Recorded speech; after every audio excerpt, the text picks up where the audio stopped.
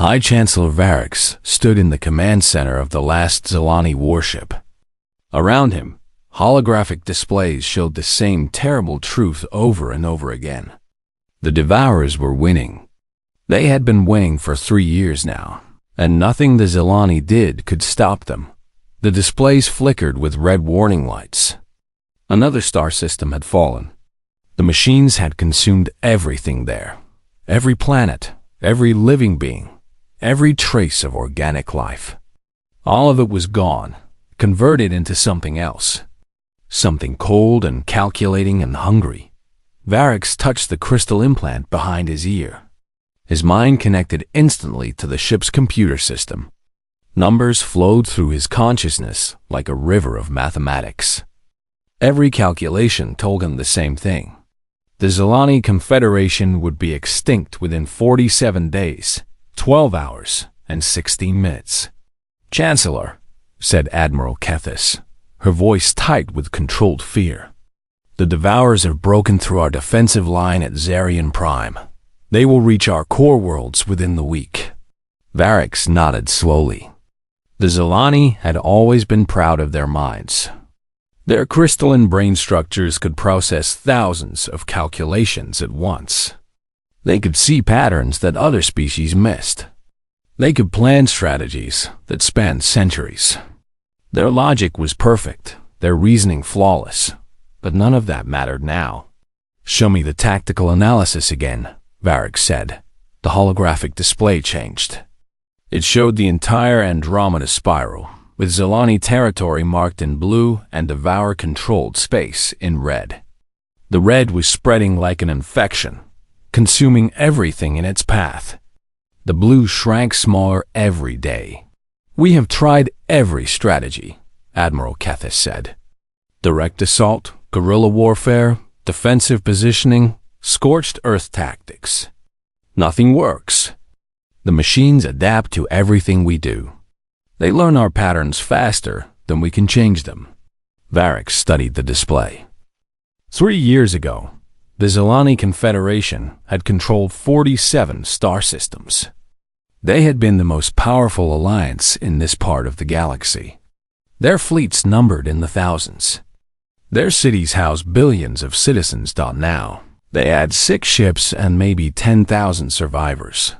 The Devourers had appeared without warning. No one knew where they came from. They were machines, but not like any artificial intelligence the galaxy had seen before. They moved with purpose and intelligence, but they showed no interest in communication or negotiation. They simply consumed. Every organic world they touched became a lifeless metal sphere. Every living being was captured and processed. The Zilani scientists who had studied the aftermath said the machines were converting organic matter into computational substrate. They were turning living flesh into computer processors. "The mathematical models are clear," said Science Director Nalix.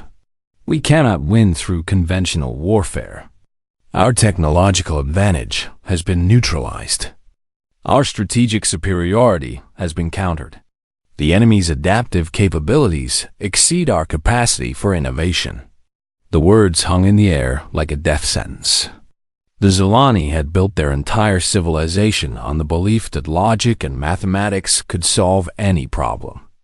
They had conquered half the galaxy using pure reason and superior planning. But now their greatest strength had become meaningless. Varix walked to the main viewport. Outside, stars twinkled in the endless darkness. Somewhere among those distant suns, the Devourers were spreading their infection. Soon, every world would be silent and cold. "Perhaps," said a quiet voice from the back of the command center, "we should consider asking for help." Everyone turned to look at Junior Analyst Thyra. She was young for a Zilani, barely 200 years old. Her crystal implants were still new, gleaming with fresh connections. "Help from whom?" Admiral Kethis asked. "The Karathi fell 3 months ago. The hegemony of Vel surrendered last week. There is no one left. What about the humans?" Thyra said. The command center fell silent. Several officers made the Zilani gesture for mental pollution, touching their crystal implants as if to cleanse their minds of an illogical thought. The humans? Science Director Nalik said with disbelief. The chaotic species from the outer rim. They cannot even achieve basic mathematical consensus among their own kind. Varix had met humans before, during the failed diplomatic missions of a decade past. The Zilani had approached them, hoping to bring them into the Confederation as junior members. The negotiations had been a disaster. Human thought patterns were too random, too emotional, too unpredictable. They made decisions based on feelings rather than logic. They argued about things that mathematics had already proven. The Galactic Council had classified them as a developing species and politely suggested they contact the galaxy again in a few thousand years, after they had learned to think properly. The humans are irrelevant, Admiral Kethish said. Their technology is primitive. Their strategic thinking is non-existent. They would be consumed by the Devourers in hours. But they are still alive, Kyra pointed out. Their worlds have not fallen, because the Devourers have not reached them yet, Science Director Nalik said. The human territories are on the very edge of explored space. The machines are following logical expansion patterns, taking the most valuable systems first. Varix turned back to the viewport.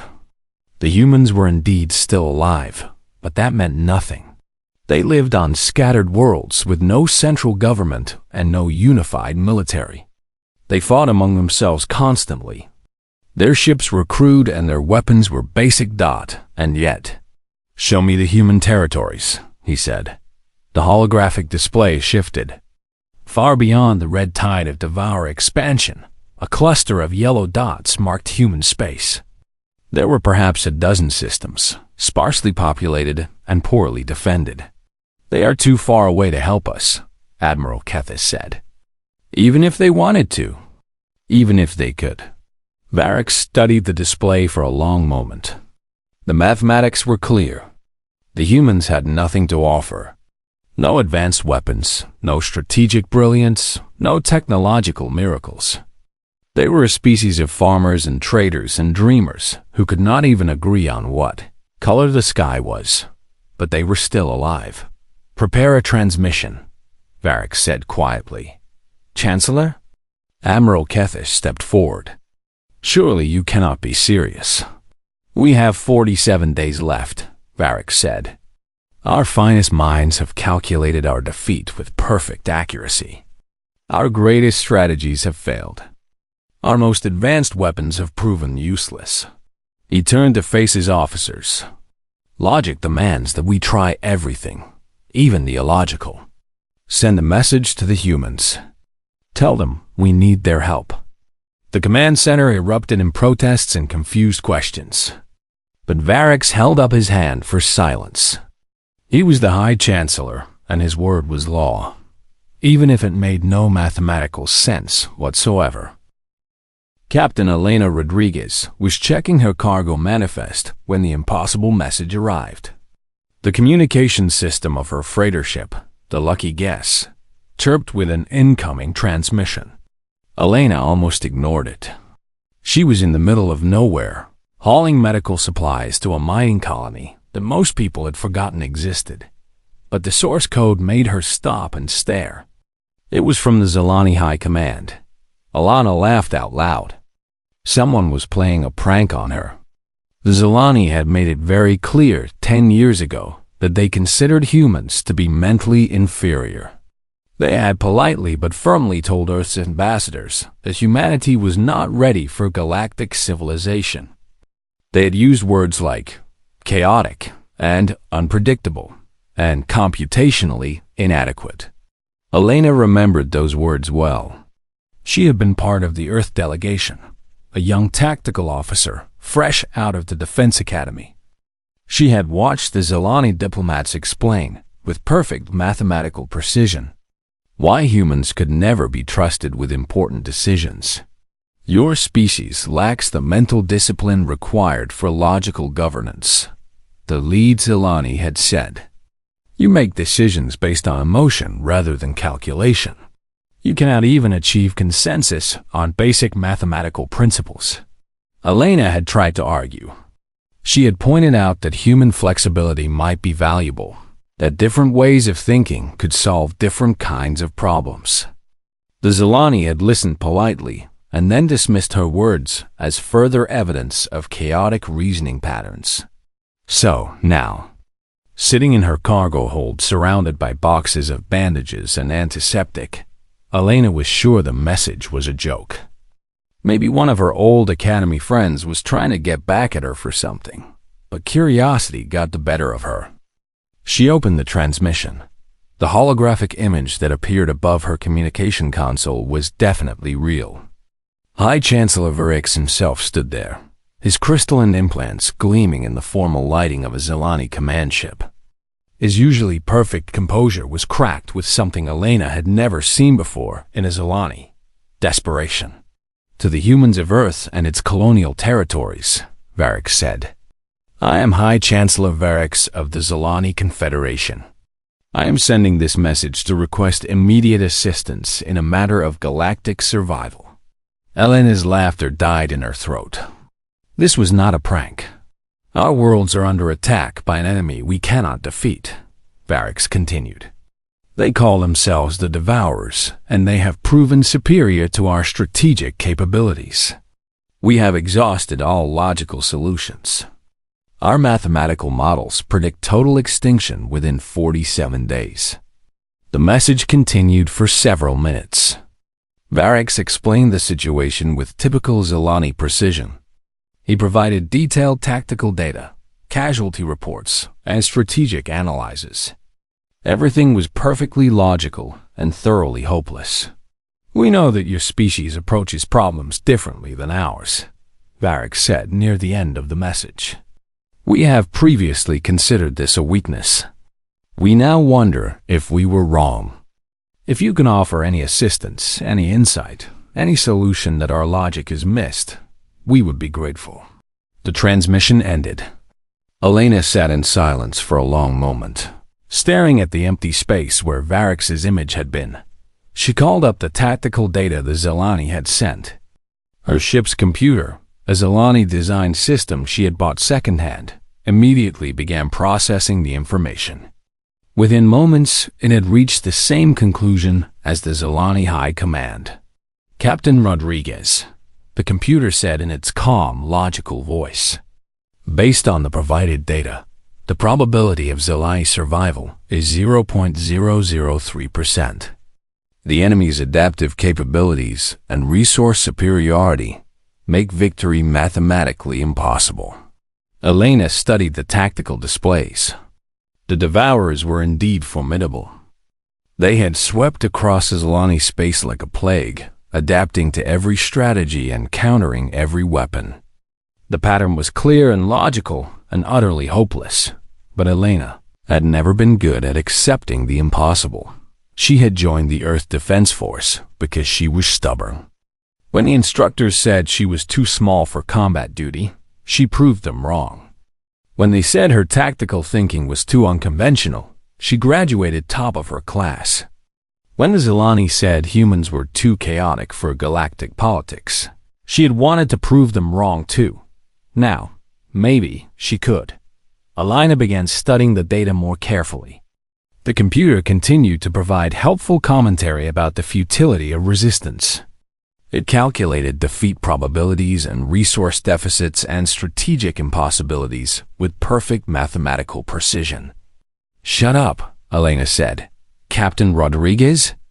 The computer asked, confused by the command. I said, "Shut up. Stop calculating why this can't be done and let me think." Elena pulled up the star charts. The Devourer expansion pattern was indeed logical. They moved in calculated waves, taking the most valuable systems first. They followed predictable algorithms that maximized their resource acquisition while minimizing their exposure to counterattack. It was very efficient. It was very smart. It was very logical. It was exactly what Elena would have expected from a machine. Intelligence dot, she began plotting course calculations. The lucky guess was fast for a cargo ship, and she had made some modifications over the years that the manufacturer probably would not approve of. She could reach Zilani space in 3 days if she pushed the engines hard. Captain Rodriguez, the computer said cautiously, I must advise against this course of action. The probability of survival is extremely low. The logical choice is to return to Earth space and report the Zilani situation to proper authorities. Elena grinned. Since when have I ever made the logical choice? She had left Earth after the failed diplomatic mission, tired of trying to fit into a galaxy that did not want her. She had bought the lucky guess and started hauling cargo to places that most people considered too dangerous or too pointless to visit. She had made a living being useful in ways that did not require approval from galactic civilization. But this was different. This was a chance to prove that human thinking was not just chaotic noise. This was a chance to show that sometimes the illogical choice was the right choice. Elena started the engine warm-up sequence. The lucky guess shuddered slightly as the fusion reactor came to full power. She had cargo to deliver, but the mining colony would have to wait. She had more important things to do. Computer, send a message back to the Zilani High Command, she said. Tell them Captain Elena Rodriguez of Earth is en route to provide assistance. Captain Rodriguez, the computer said, with what sounded like digital concern. This is highly inadvisable. You are one human with one cargo ship. The Zilani Confederation represents the most advanced military force in this sector of the galaxy, and they have been defeated. What could you possibly accomplish? Elena engaged the faster-than-light drive. Stars blurred outside the viewport as the lucky guess jumped to hyperspace. I don't know, she said, but I'm going to find out. The computer calculated the odds of success one more time. 0.001%. It did not mention this to Elena. It had learned over the years that she tended to take impossible odds as a personal challenge. Behind them, Elena's cargo of medical supplies sat forgotten in the hold. Ahead, the dying Zilani Confederation waited for help that made no mathematical sense. But Elena had never been very good at mathematics anyway. Elena's ship dropped out of hyperspace, just as the Devourers began their final attack on the last Zilani fleet. The lucky guess shook from the shock waves of distant explosions. Through the viewport, Elena could see flashes of light as ships died in the darkness. Her communication system screamed with warnings and distress calls. The computer immediately began calculating escape routes, all of which led away from the battle as fast as possible. Incoming transmission from Zilani Command. The computer announced. High Chancellor Varix appeared on Elena's screen. He looked older than he had in his message, worn down by exhaustion and defeat. Behind him, the Zilani Command Center was chaos. Officers rushed between stations, their crystal implants flashing with desperate calculations. Captain Rodriguez, Varric said, I must advise you to retreat immediately. This is not a battle you can survive. Good thing I'm not here to fight, Elena said. She piloted her ship through the debris field, dodging chunks of metal that had once been Zilani warships. I'm here to think. To think? Admiral Kethis appeared beside Varix, her face twisted with confusion. Captain Rodriguez, with all respect, we have had our finest minds working on this problem for 3 years. We have calculated every possible solution. Elena docked with the Zilani command ship just as another explosion lit up the darkness nearby. The Devourers were methodically destroying the remaining fleet, their dark ships moving with mechanical precision through space. Within minutes, Elena was standing in the Zilani command center. It was her first time aboard a Zilani vessel, and she was surprised by how clean and logical everything looked. Every surface was perfectly smooth. Every display showed precise mathematical data. Even the chairs were designed with geometric perfection. It was like being inside a computer. "Show me your tactical analysis," Elena said. The holographic displays activated around her. Data flowed in streams of light, showing ship positions, weapon capabilities, resource counts, and battle projections. Elena had seen human military briefings before, but nothing like this. The Zolani had mapped every detail of the conflict with mathematical precision. "As you can see," Science Director Nalik said, "we have considered every possible strategy. Direct assault results in 96% casualties with zero strategic gain. Defensive positioning delays defeat by 14 days at most. Guerrilla warfare is ineffective against an enemy that adapts faster than we can change tactics." Elena studied the displays. The data was overwhelming in its completeness. The Zolani had thought of everything, calculated every angle, prepared for every contingency. Their logic was flawless and completely useless. "You're trying to solve the wrong problem," Elena said. The command center fell silent. Several Zolani touched their crystal implants nervously, as if Elena had said something dangerous. "Explain," Varric said carefully. Elena pointed at the tactical display showing Devour movement patterns. "Look at how they advance. Same speed, same formation, same targeting priorities. They never deviate from their program." "Correct," Admiral Kethis said. "They follow optimal strategic protocols. This is why they are so difficult to defeat." "No," Elena said. "This is why they're predictable." She walked over to the main display and began manipulating the controls. Her human fingers were clumsy compared to the direct neural interfaces the Zolani used, but she managed to highlight the enemy advance patterns. "You've been trying to outfight them," Elena said. "But you can't out-logic a computer. You need to outthink them." "We have been thinking," Science Director Nalik said with a touch of offense. "We are the most advanced strategic minds in the galaxy." "You've been calculating," Elena corrected. "That's different." She pulled up the long-range sensor data. "Look at this.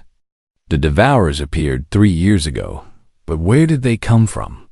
You have no record of their origin point." "The data is incomplete," Varric admitted. "They emerged from unexplored space beyond the galactic rim, and they immediately began consuming organic worlds," Elena continued. "Not mining worlds, not industrial centers, not military bases. They specifically targeted planets with living populations." "Yes," Admiral Kethis said impatiently. "We have established that they convert organic matter into computational substrate. But why?" Elena asked. The question hung in the air. The Zolani looked at each other with confusion. They had spent 3 years analyzing how the Devourers operated, but none of them had asked why. "It is obvious," Science Director Nalik said. "They require organic matter for resource expansion." "Is it obvious?" Elena challenged. "There are easier ways to get resources. Asteroid mining, gas giant harvesting, stellar energy collection. But they specifically hunt living beings. Why?" Elena began pacing around the command center. The Zolani watched her with fascination and concern. Her movement patterns were completely random, her thought processes chaotic and unpredictable. "What if they're not expanding?" Elena said. "What if they're running?" "Running from what?" Varric asked. Elena stopped pacing and looked directly at him. "I don't know. But something made them leave their home territory and start consuming everything organic they can find. Something scared them enough to become refugees." "You are speculating without data," Admiral Kethis said. "I'm thinking without limits," Elena replied. "Your computers can't solve this because they're trying to be logical. But this isn't a logical situation. This is an emotional one." She turned back to the tactical display. "You want to beat the Devourers? Stop trying to outfight them. Start trying to understand them. An explosion rocked the command ship. Through the viewport, Elena could see more Devourer ships approaching. They moved in perfect formation, their weapons charging with mathematical precision. "Captain Rodriguez," Varric said quietly, "we appreciate your perspective, but we have perhaps 6 hours before they break through our final defenses. Even if your theory is correct, we do not have time to investigate it." Elena grinned. It was the same expression she had worn as a child when adults told her something was impossible. "Who said anything about investigating?" She said, "I'm going to go ask them directly." The Zilani stared at her in shock. Several of them made gestures that Elena was pretty sure meant completely insane in their culture. "Captain Rodriguez," Science Director Nalek said carefully, "the Devourers do not communicate. We have attempted contact numerous times. They ignore all transmission attempts." "You've been trying to talk to them like they're computers," Elena said. "But what if they're not? What if they're just scared?" She headed for the docking bay. "I'm going to fly out there and have a conversation. If I'm right, maybe we can work something out. If I'm wrong, well, you'll be extinct in 6 hours anyway. So you're not losing much." "This is madness," Admiral Kefis said. "This is human," Elena corrected. Varric made a decision that went against every logical protocol in Zilani military doctrine. "Escort Captain Rodriguez to her ship," he ordered, "and give her whatever support she requires." As Elena walked toward the docking bay, she could hear the Zilani officers arguing behind her. Their crystal implants were flashing rapidly as they tried to calculate the probability of her success. Elena did not need to calculate anything. She already knew her plan made no mathematical sense. That was exactly why it might work. The Devourers were machines, but they were acting like frightened animals. And Elena had always been good with frightened animals. She just hoped they would be willing to listen. Elena's plan unfolded in 3 parts that made no sense to anyone watching. While the Zilani fleet retreated according to her instructions, Elena flew the lucky guess straight into the heart of the Devourer formation. Her ship was small and unremarkable, the kind of vessel that military scanners usually ignored. "Captain Rodriguez," came Admiral Kefis's voice over the communication system. "You are flying directly into enemy weapons range. Please reconsider this course of action." "That's the point," Elena replied. She was making her approach random and unpredictable, changing direction every few seconds based on whatever thought popped into her head. Left because she liked the color blue. Right because she remembered her grandmother's apple pie. Down because the number 7 felt lucky. The Devourer ships tracked her movement, but their targeting systems could not lock onto her. Elena was not following any tactical pattern they could predict. She was not even following any pattern she could predict. "Their weapons are not firing," Science Director Nalek observed from the Zilani command ship. "This is unexpected." Elena grinned as she flew between the massive Devourer vessels. They were beautiful in a cold, mechanical way. Their hulls were black as space, covered with processing nodes and scanning arrays. They looked exactly like what they were supposed to be, perfect killing machines, but they were not shooting at her. "Lucky guess to Devourer fleet," Elena said over all communication frequencies. "This is Captain Elena Rodriguez of Earth. I know you can hear me, and I know you understand me. I want to talk." Silence. Elena kept flying, weaving through the enemy formation like a fish swimming through a school of sharks. Behind her, the Zilani fleet had taken defensive positions, waiting to see what would happen. "I know you're not really the bad guys here," Elena continued. "You're running from something. Something that scared you so much you had to leave your home and start collecting organic life forms. You're trying to save them, aren't you? In the only way you know how." Still silence, but Elena noticed the Devourer ships were no longer advancing toward the Zilani fleet. They were holding position, their weapons powered down. "The thing is," Elena said, "the people you're trying to save don't want to be saved that way. Being turned into computer code isn't living. It's just a very detailed memory of living." Elena reached the center of the Devour formation. The largest ship loomed above her, its hull stretching for kilometers in every direction. She could see processing bays along its sides, where captured organic matter was converted into digital patterns. "I'm going to dock with your command ship," Elena announced. "If you want to stop me, now would be the time." She piloted the lucky guest toward what looked like a docking bay. The opening was clearly designed for captured vessels, not voluntary visitors. But it was big enough for her small ship dot. As she approached, the docking bay doors opened to receive her. "Captain Rodriguez." Varex's voice crackled over the communication system. "You are entering the enemy vessel. This is beyond all tactical recommendations." "I know," Elena said. "That's why it might work." The lucky guest settled onto the deck of the Devourer ship. Elena could see mechanical arms moving to secure her vessel, but they moved gently, carefully, like they were handling something precious rather than capturing an enemy.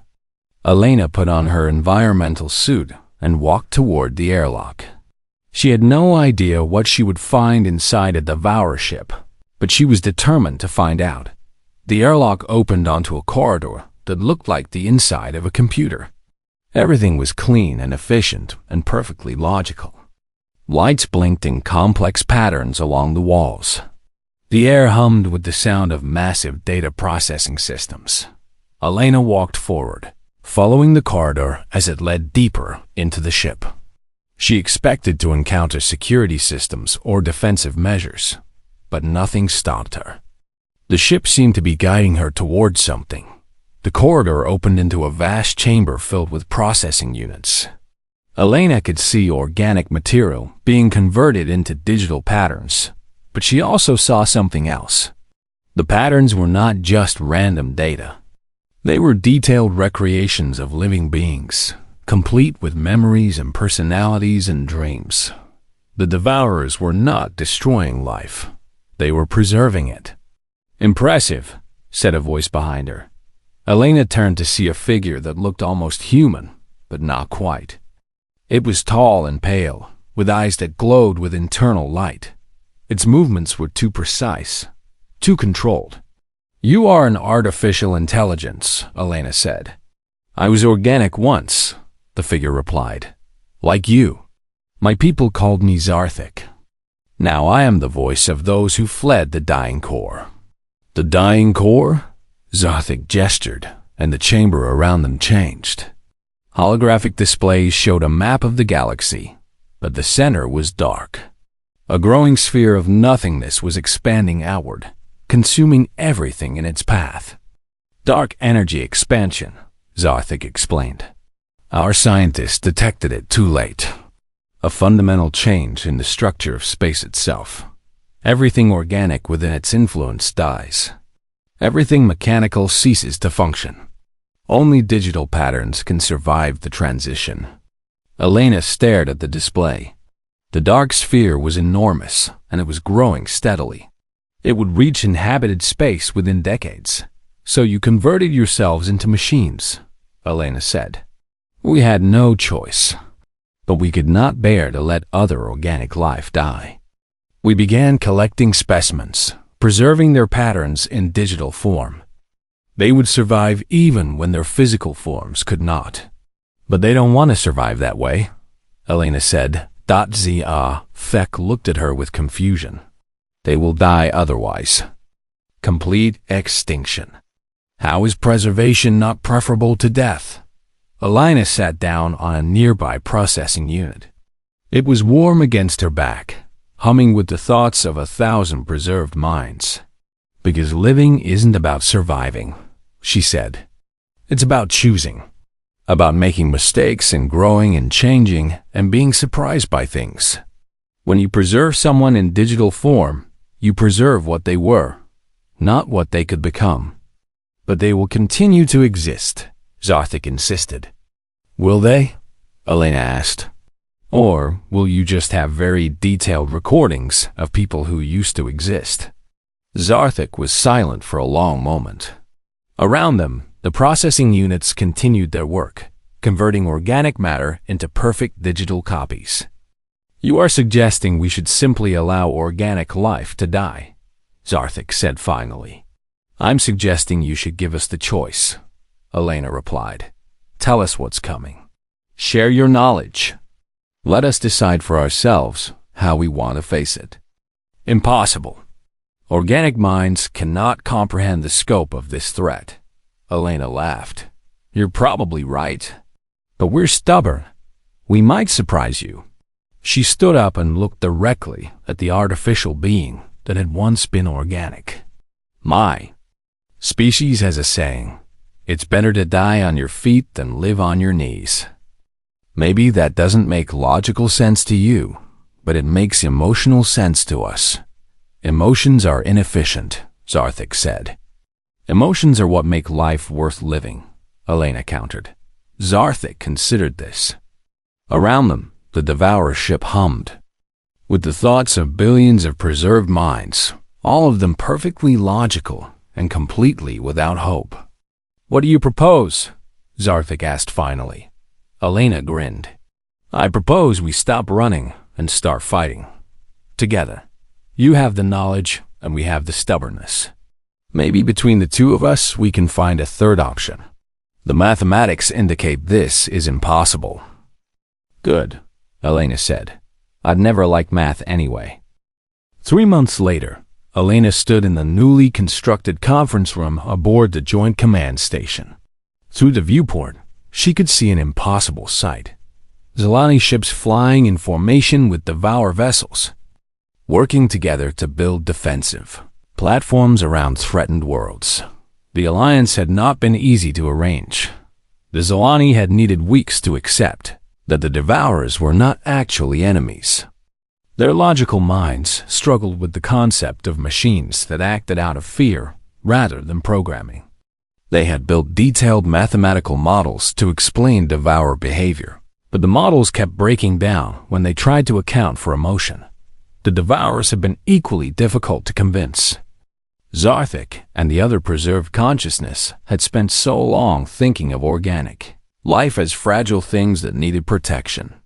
They could not understand why anyone would choose death over digital preservation.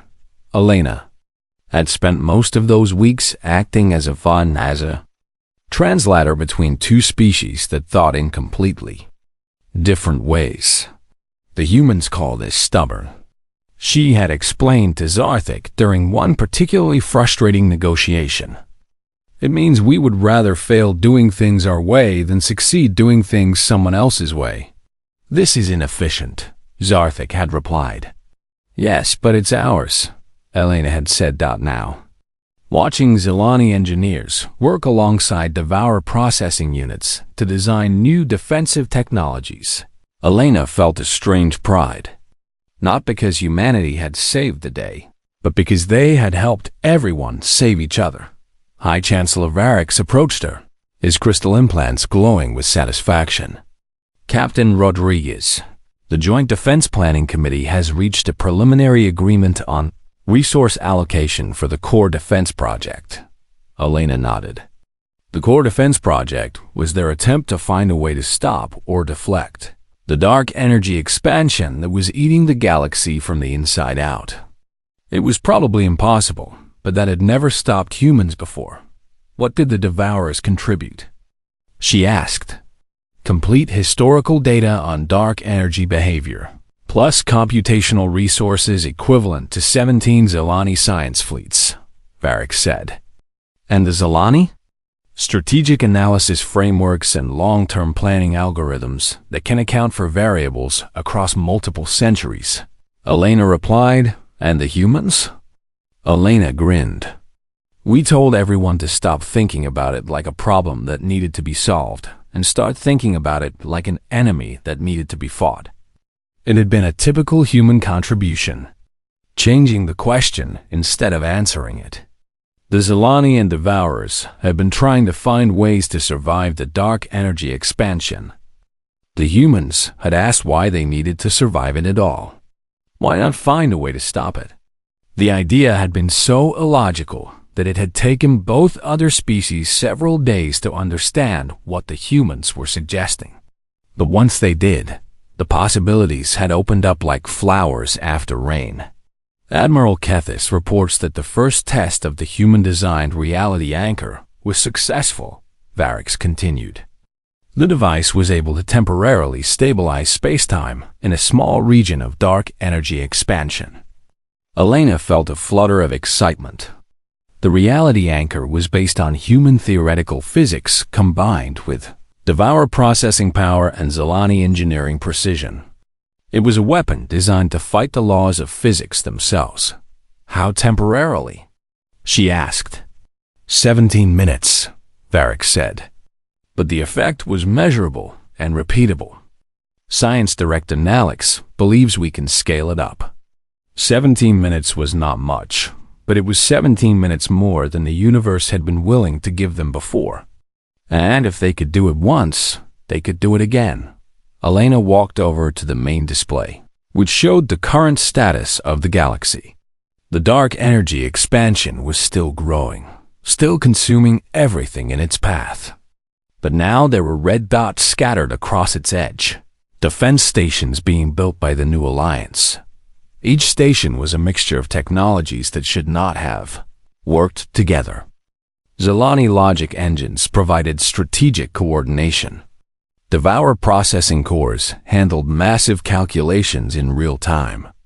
And human intuition guided the whole system, making the kind of random decisions that kept enemies from predicting their moves. The Council of Species has requested a formal report on integration progress, Varix said.